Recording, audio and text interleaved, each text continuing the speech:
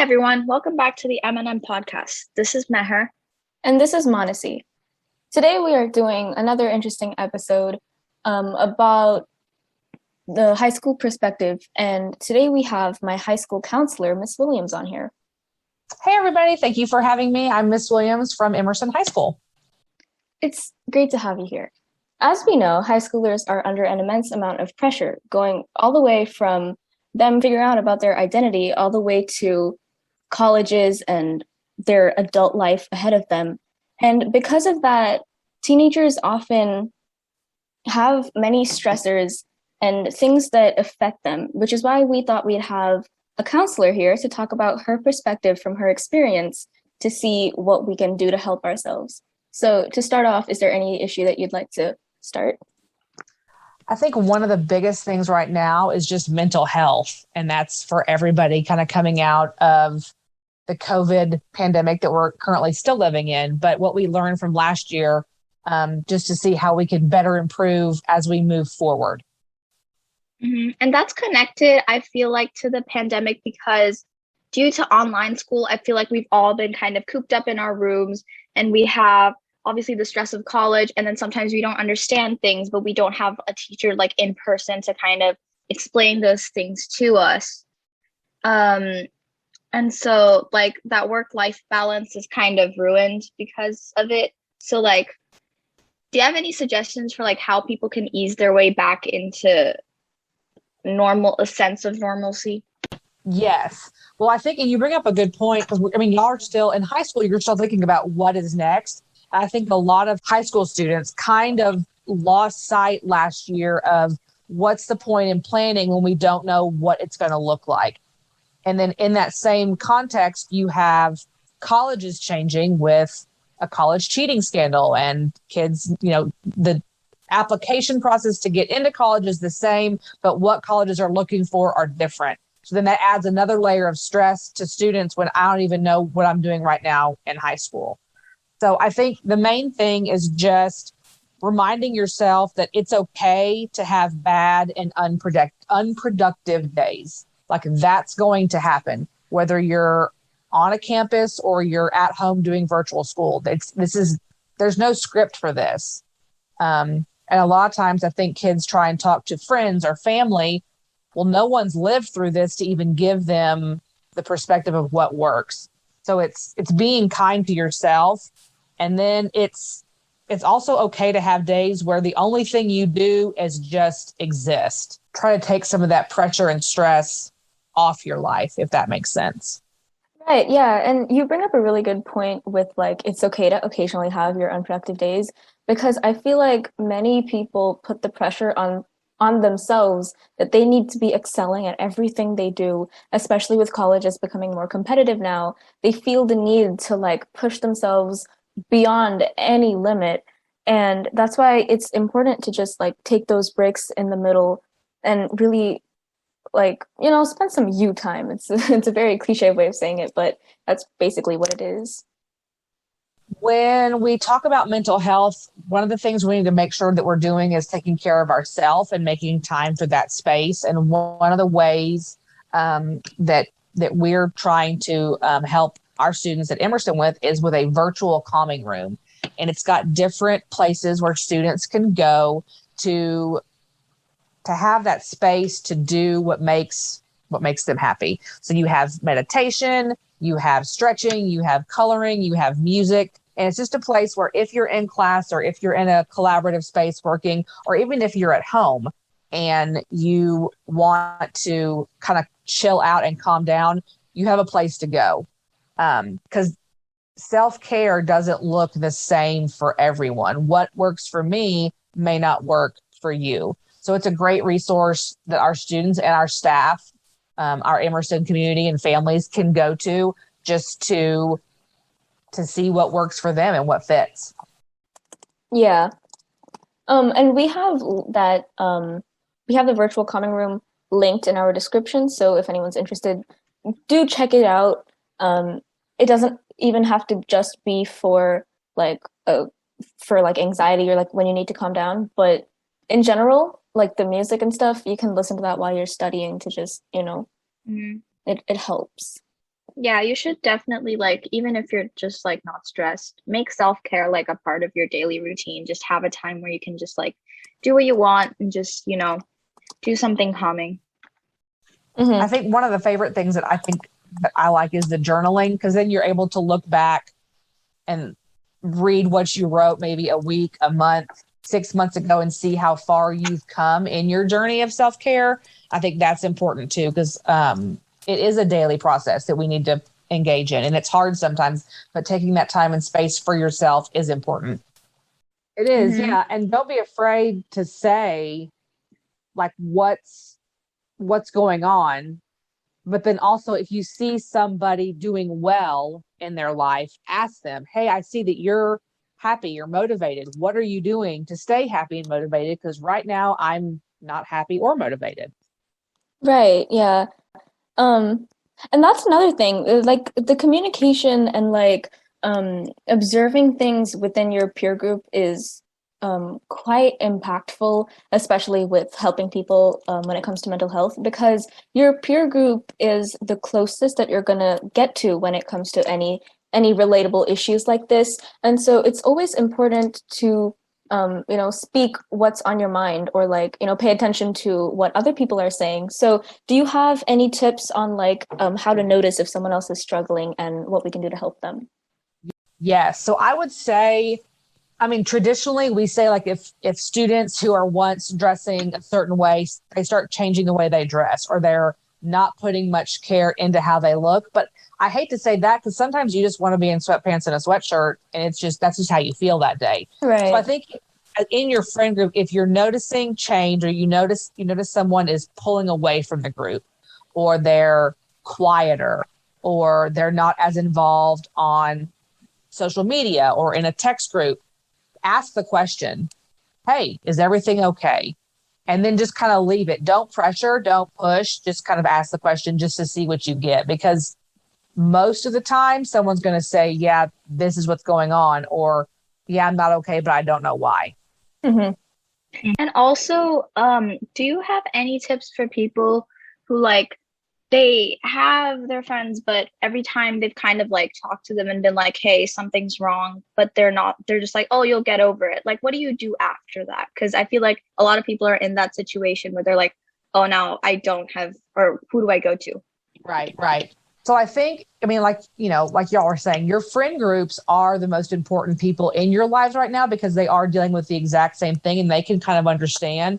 But also, they don't have the life experience that trusted adults, teachers, counselors, religious leaders have, to where you could say, here's what I'm dealing with. What do I do? I don't know what to do. I need help. There should be no shame in asking for help. Adults ask for help all the time because we need it. So I think just asking, and if you've had a bad experience with a teacher or a counselor or someone that you've gone to, try someone else, and give them that opportunity to show you that they can help, and keep trying till you find someone. And it's okay to even be honest and just say, like, I don't think this is, I'm needing more. Do you have anyone else that I could talk to? Hmm. Mhm.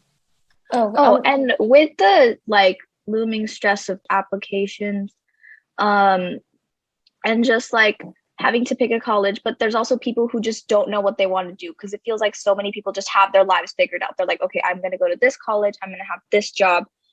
What's your advice for people who are just like, I don't know what to do? Because I feel like a lot of people don't realize that it's completely fine to, not not know. have your Yeah. life. Yeah.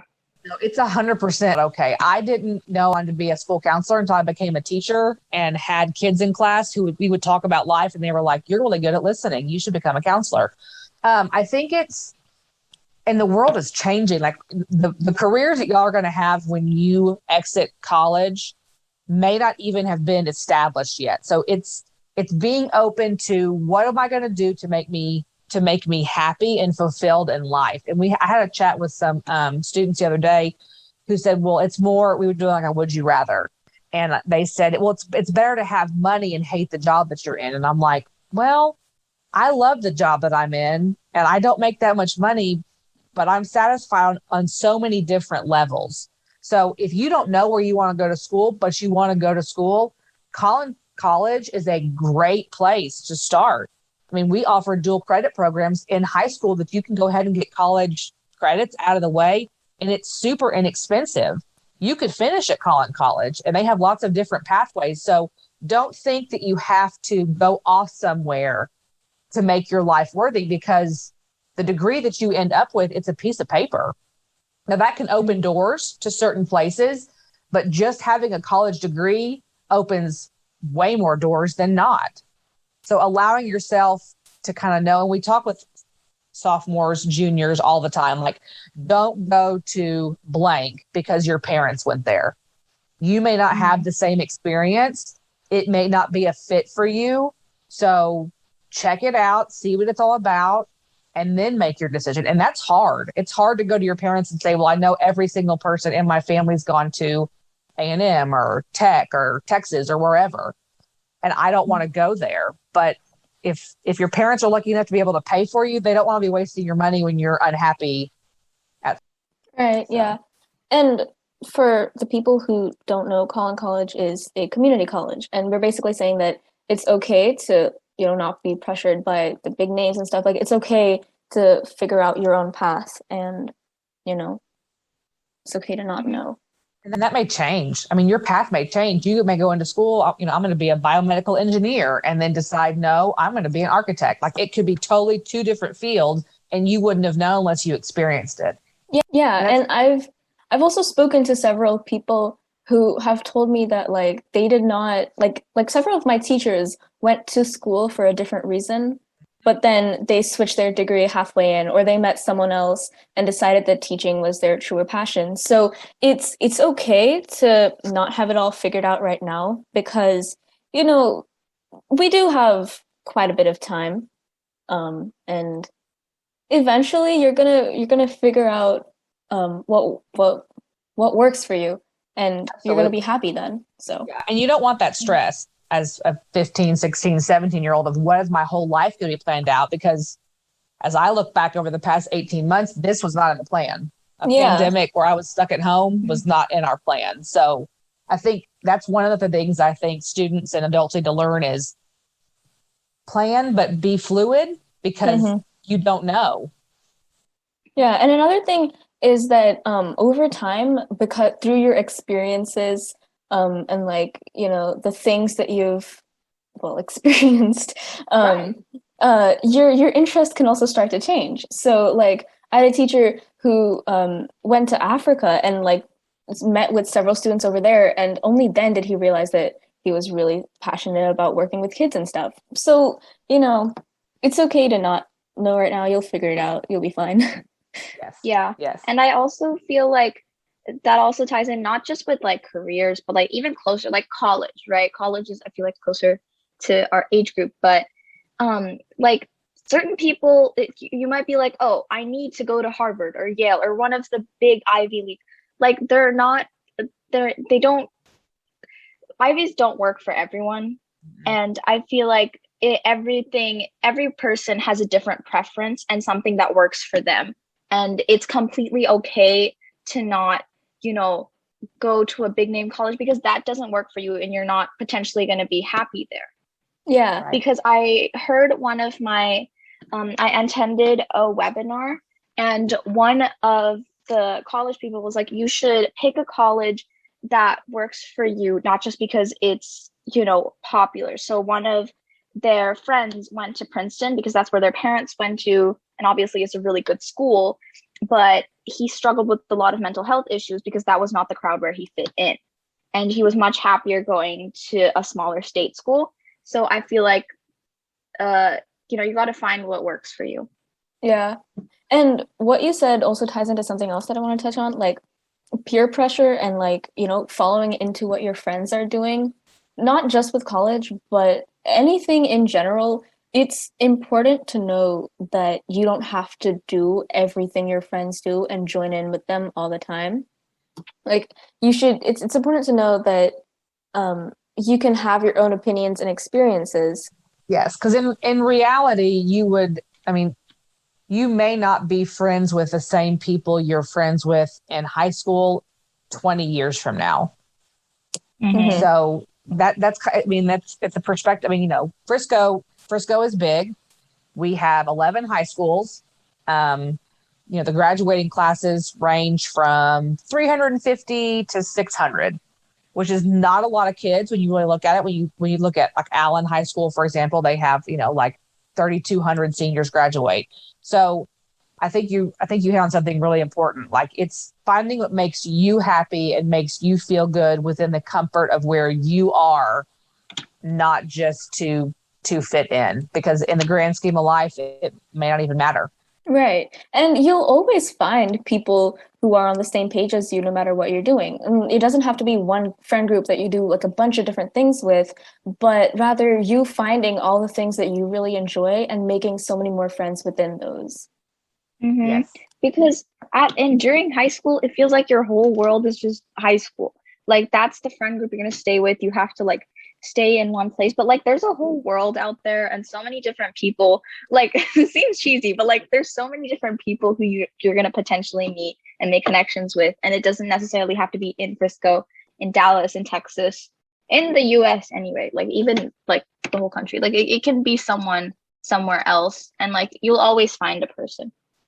Yeah, when it also comes to like your friend groups, it's also important to look through the signs of when to like when your friends are really like helping you, or if they're just doing more harm. Like Ms. Williams, do you have anything to like say on what to do when you notice, or like what to notice in your Yes. friend groups? I think the toxicity, and that kind of goes with negativity. I think if there's a friend group that is making you, as you reflect, making you do things or say things or be things that you normally wouldn't align with, that could just be a toxic group that maybe you shouldn't hang out with all the time. Sometimes we see that students who do struggle with anxiety and depression and those kind of things, they kind of find others that are like-minded, and then they kind of spin in this circle of negativity and toxicity and depression and anxiety. So nobody ever is able to come out of it, if that makes sense. So if you're noticing friends, the best thing to do is kind of maybe confront a friend one-on-one and just say, hey, I'm really trying to be more positive and really take care of myself. Are you okay? Is everything okay? And if it's a constant, no, I'm this, and no, I'm this, you have to make a choice to maybe distance yourself, because unfortunately, the 5 closest people that you are around, you become to adapt to their personality. So if they're constantly negative all the time, you start to breed that as well in your life, and then it bleeds over into other aspects and other friend groups. Right, yeah. It's also like important to observe and pay attention to how you're feeling around these people, because like in addition to like the negativity and positivity and stuff, you should also like find friends who really value you for who you are, and you don't you don't feel the need to like be someone else. Like, you don't find yourself as uncool, unpopular around your friends, and you should find people who make you feel very cool and popular. You know what I'm saying? That they encourage you and push you to be better people, not just kind of stagnant in where you are. And that's hard. As when you come out of middle school, it's definitely hard the first year in high school. But I think each year as you grow in high school, you mature and you figure out, like, I want to be people who are going to encourage me and push me to be the best version of myself, not change me into how they need me to be for them. Right. I mean, like, it is important that your friends your friends will impact your life, but you just need to make sure that it is a positive change and nothing negative is coming out of you. Yeah. So that was a great episode. We really enjoyed talking with you today, Miss Williams. Thank you for having me on. I enjoyed it. Yeah, and our final thoughts this episode is basically high school, college, just your teenage years can be a very stressful time, and it is important to find what works for you from activities, colleges, and self-care. And it's also important to understand that it's okay not to know everything about your life. It is unrealistic as well. And you should generally maintain this idea that you're okay, things will work out. And if you feel the need to talk to someone, it is crucial that you find the right people to talk to. So that was all for this episode of the M&M podcast. Stay tuned every Monday for new episodes. Until next time, bye for now.